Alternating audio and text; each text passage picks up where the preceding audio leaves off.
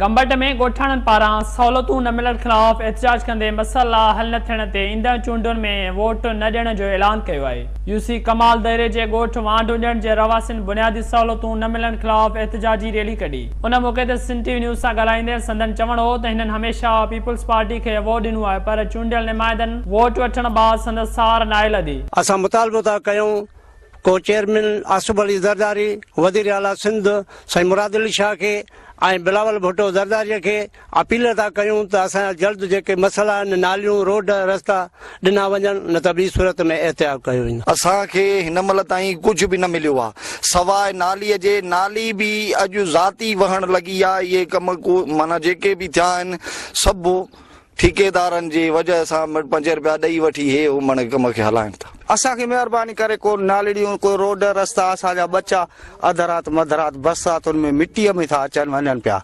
बिजली 10-10 20-20 कलाक load shedding लॻी पई आहे। ॻोठाणनि जो चवण हो त खेनि का बि तरक़ियाती स्कीम नाहे मिली। रोड रस्ता ऐं ड्रेनेज निज़ाम तबाह थियल आहे। केतिराई ॿारड़ा गंदे पाणीअ जे खॾुनि में किरी फौत पिण थिया आहिनि। हुननि मुतालबो कयो त संदन बुनियादी मसइला हल कया वञनि, ॿी सूरत में हू ईंदड़ चूंडुनि में एहतजाजन वोट जो बाइकाट कंदा। हाकिम भट्टी, सिंध टीवी न्यूज़, गंबट।